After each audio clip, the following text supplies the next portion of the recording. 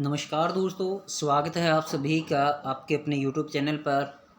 और जैसा कि हमने 8th क्लास की ज्योग्राफी है वो शुरू कर रखी थी, और इसके अंतर्गत हम 8th क्लास की ज्योग्राफी में जो 4th चैप्टर है एग्रीकल्चर हम डिस्कस कर रहे थे। इसके अंतर्गत हम टाइप्स ऑफ एग्रीकल्चर और विभिन्न प्रकार के जो सीजन्स होते हैं उनके बारे में डिस्कस किया था हमने। तो आज हमारा डिस्कशन रहेगा एग्रीकल्चरल डेवलपमेंट, यानी कृषि विकास के बारे में आज हम डिस्कस करने जा रहे हैं। तो चलिए शुरू करते हैं अपना topic. Agriculture development refers to efforts made to increase farm production in order to meet the growing demand of increasing population. देखिए, जो कृषि विकास है, कृषि विकास का मतलब क्या होता है? कृषि विकास का मतलब होता है कि जैसे जैसे हमारी जनसंख्या बढ़ रही है, जनसंख्या बढ़ने के साथ साथ हमारे जो खाद्यान्न की मांग भी बढ़ रही है। तो उस खाद्यान्नों की मांग को मीट करने के लिए, उसकी पूर्ति करने के लिए हम विभिन्न प्रकार के प्रयास करते हैं उत्पादन बढ़ाने के। उसी को हम बोलते हैं एग्रीकल्चर डेवलपमेंट, उसी को कृषि विकास बोला जाता है। This can be achieved in many ways, और ये बहुत से तरीके अपना करके हम इसको जो अचीव कर सकते हैं, इस उपलब्धि को हासिल कर सकते हैं। Such as increasing the crop area, जैसे कि जो कृषि क्षेत्र भूमि है उसको बढ़ा करके, the number of crops grown, अधिक कृषि जो फसलें लेकर के इससे बढ़ा सकते हैं। इम्प्रूविंग इरिगेशन फैसिलिटीज़, या सिंचाई संबंधी जो सुविधाएं होती हैं उनको बढ़ा करके हम ऐसा कर सकते हैं। यूज ऑफ फर्टिलाइजर्स या उर्वरकों का इस्तेमाल करके हम कर सकते हैं। And high yielding variety of seeds, और HYV जो सीड्स होते हैं, ऐसे बीजों का इस्तेमाल करके भी, यानी उन्नत किस्म के बीजों का इस्तेमाल करके आधुनिक तकनीक की जो सिंचाई सुविधा पद्धतियां हैं और उर्वरकों का इस्तेमाल करके हम जो खाद्यान्नों की जो बढ़ती हुई मांग है उसको कुछ हद तक जो है पूरा करने में कामयाब भी हुए हैं। जैसे कि हरित क्रांति इसी का एक एग्जाम्पल रहा आपका। तो आगे इसमें क्या था कि देखिए, the ultimate aim of agriculture development is to increase food security. देखिए, यदि हम अंततः देखें कि वास्तविक जो एग्रीकल्चर डेवलपमेंट है, कृषि विकास है, उसका अंतिम लक्ष्य क्या होता है, यानी एक तरह से देखा जाए कृषि विकास क्यों किया जाता है? कृषि विकास किया जाता है हमारी जो बढ़ती हुई जनसंख्या की खाद्यान्नों की जो मांग है उसको पूरा किया जा सके। यानी हम दूसरे शब्दों में ये कहें कि खाद्यान्न आपूर्ति को सुनिश्चित करना, जो खाद्यान्न आपूर्ति है, खाद्य सुरक्षित का जो है सुलभ करवाना ही, खाद्य सुरक्षित जो है उसको निश्चित करना ही जो है एग्रीकल्चर डेवलपमेंट का प्रमुख लक्ष्य होता है, मुद्दा होता है। Agriculture has developed at different places in different parts of the world. देखिए, जो कृषि है, कृषि अलग अलग स्तर पर, अलग अलग स्थानों पर जो है काफ़ी अधिक विकसित हुई है। Has developed at different places, अलग अलग क्षेत्रों के अंदर, अलग अलग स्थानों पर, संसार के भागों में यहाँ कृषि का काफ़ी विकास हुआ है। Developing countries with large populations usually practise intensive agriculture where crops are grown on small holdings mostly for subsistence. देखिए, जो डेवलपिंग कंट्रीज़ हैं, जो विकासशील देश हैं, वो देश अपने जो बढ़ती हुई जनसंख्या की जो डिमांड है खाद्यान्नों की, उस मांग को पूरा करने के लिए जो छोटी छोटी जो उनके खेत होते हैं, उन खेतों के ऊपर जो सघन खेती अपना करके जो इंटेंसिव फार्मिंग होती है, एक तरह से ये देखा जाए कि सघन कृषि जो की जाती है, एक तरह से जो आपके जीविका उपार्जन के लिए खेती की जाती है, उस खेती के लिए छोटे छोटे जो खेत होते हैं उनके ऊपर अत्याधुनिक जो तकनीक के बीज होते हैं, अत्यधिक उर्वरकों का इस्तेमाल करके अपने खाद्यान्नों की पूर्ति करते हैं। Large holdings are more suitable for commercial agriculture in USA, Canada and Australia.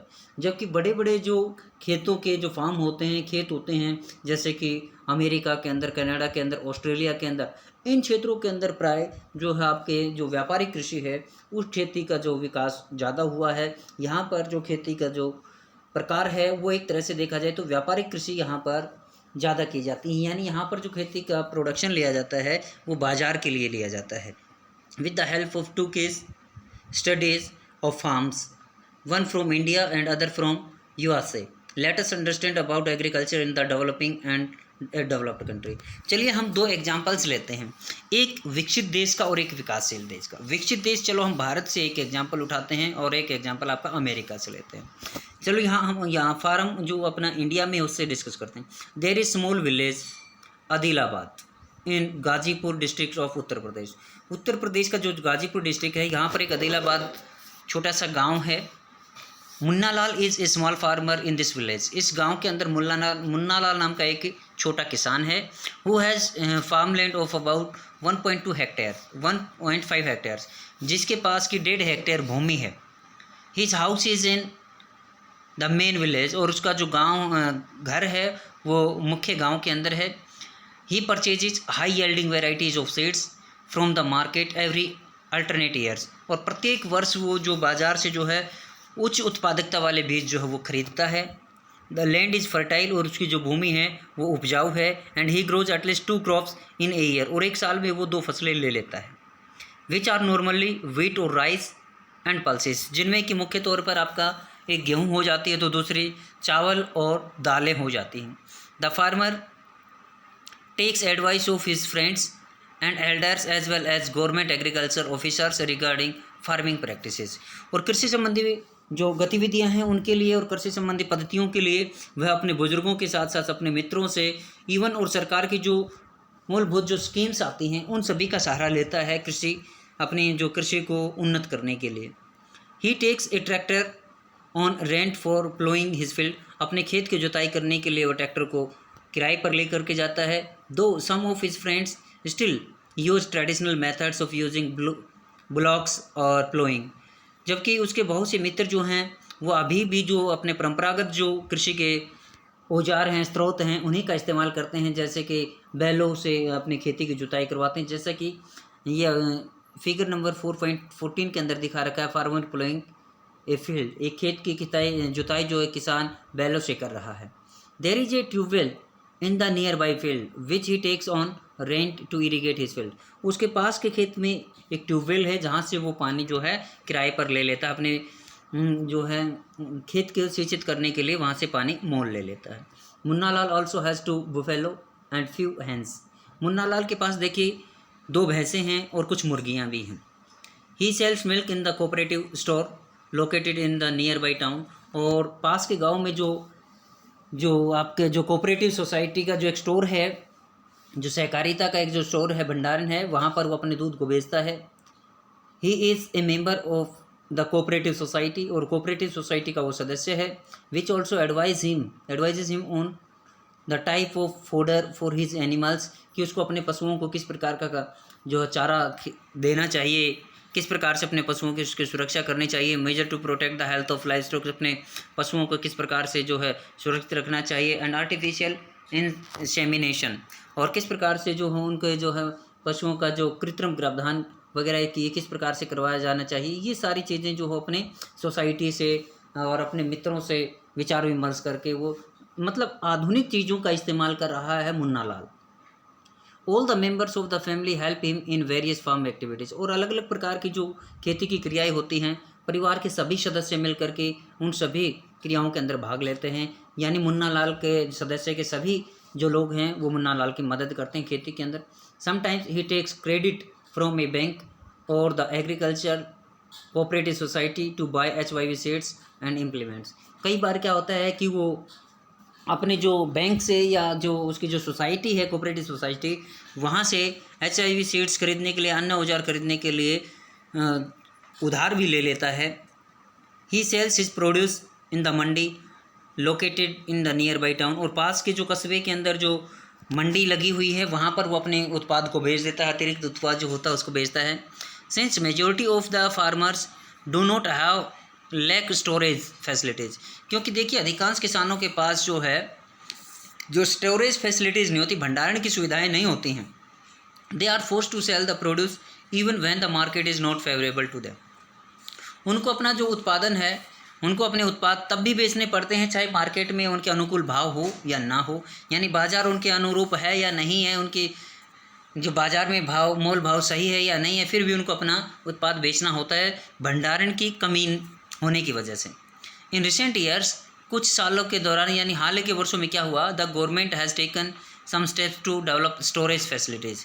देखिए भंडारण संबंधी सुविधाओं का विकास करने में सरकार ने कुछ कदम उठाए हैं।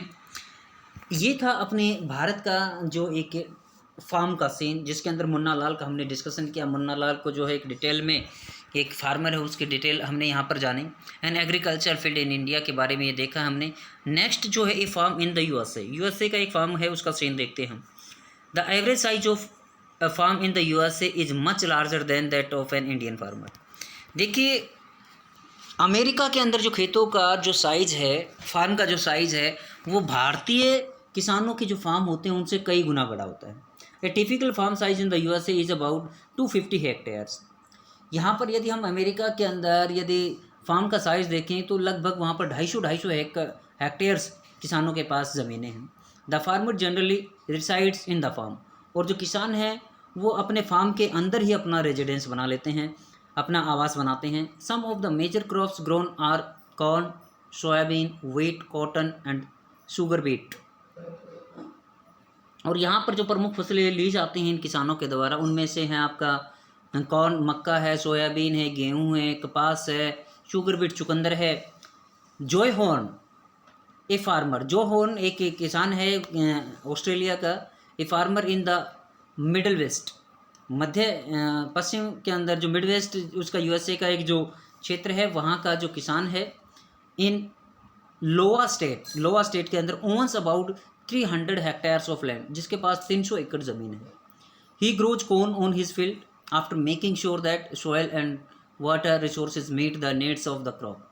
देखिए अपने जो भूमि की अच्छी प्रकार से जुताई करने के बाद या ये निश्चित कर लेने के बाद कि मेरी भूमि जो है वो कृषि के लिए अनुकूल है, यहाँ पर जो है इरिगेशन की सुविधाएं भी उपलब्ध हो सकती हैं, तो वो अपनी खेती के अंदर क्या करता है, मक्का की बिजाई कर देता है।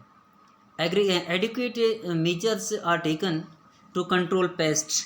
और इन पर जो कीटाणुओं का जो अटैक्स होता है, पेस्ट का जो अटैक होता है, उसके लिए निर्धारित जो मापदंड लेने के बाद, उसकी जांच करवाने के बाद, उसकी सलाह लेने के बाद, that can damage the crop, जो कि ये पेस्ट जो होते हैं, जो जीवनाशी, ये जो आप कीटाणु होते हैं जो कि फसलों को बर्बाद कर सकते हैं, इनके बारे में मेजर जो एडिक्वेट मेजर्स लेकर के, पूरी जांच पड़ताल लेकर के ये अपनी फसल को उगाता है। From time to time he sends the soil samples to a soil testing laboratory to check whether the nutrients are sufficient or not. और कई बार क्या होता है, वो अपनी ज़मीन से कुछ सैंपल लेकर के जो टेस्टिंग मृदा जो टेस्टिंग लेबोरेटरी है, वहाँ पर मृदा प्रशिक्षण की जो लेबोरेटरी है, प्रयोगशाला है, वहाँ पर उसको चेक करने के लिए भेजता है कि क्या मिट्टी के अंदर पर्याप्त मात्रा में पोषक तत्व हैं या नहीं हैं।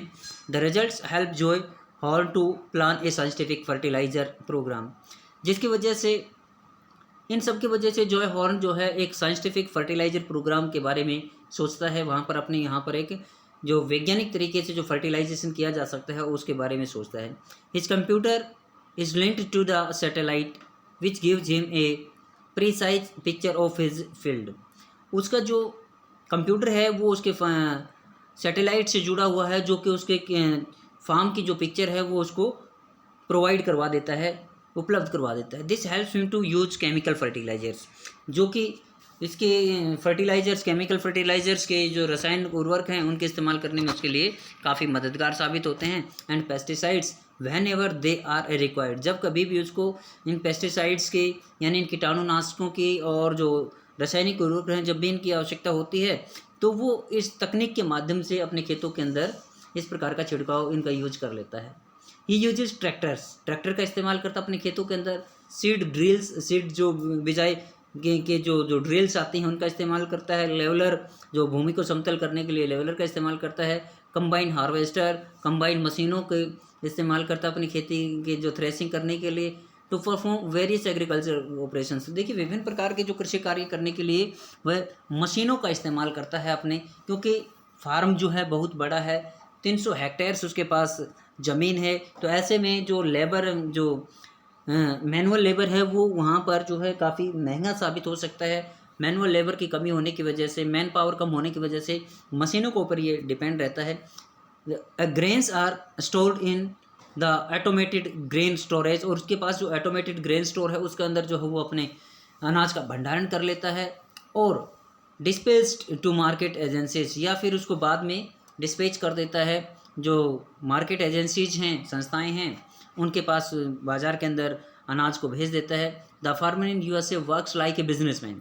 इस प्रकार से हमने देखा है कि जो अमेरिका का जो किसान है वो एक व्यापारी की तरह से, एक बिजनेसमैन की तरह से काम करता है, and not like a peasant farmer, या किसी जो खेतीहर जो किसान होता है, खेतीहर किसान की भांति वहाँ पर काम नहीं किया जाता।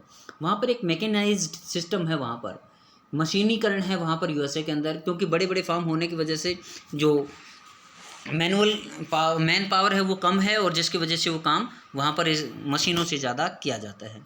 तो इस प्रकार से हमने ये अपना जो 4 चैप्टर है एग्रीकल्चर वाला, उस चैप्टर को जाना है। इस चैप्टर के क्वेश्चंस ऑलरेडी हम चलो आपको डिस्कस इसमें समझा चुके हैं। व्हाट इज एग्रीकल्चर क्या है ये डिस्कस कर चुके हैं। फैक्टर्स अफेक्टिंग एग्रीकल्चर ये हमने डिस्कस किया। शिफ्टिंग कल्टीवेशन क्या है और इसके क्या डिसएडवांटेजेस हैं, जैसा कि बार बार खेती के जो है इससे जो है आपके जो वन क्षेत्र हैं वो कम होते चले जाते हैं, और वन कम होंगे तो भूमि अपर्दन वगैरह ये जो सिस्टम है, वर्षा कम आएगी, तो ये कई चीज़ें होती हैं। तो इन सभी चीज़ों के लिए ये डिस्कशन हमने किया था। इसके अंदर प्राइमरी एक्टिविटीज़ क्या है, टर्सरी एक्टिविटीज़ क्या है, subsistence farming and intensive farming क्या है, तो इन सभी के बारे में हमने ऑलरेडी डिस्कस किया है। तो आज के लिए अपने वीडियो में इतना ही। Thank you, have a nice day.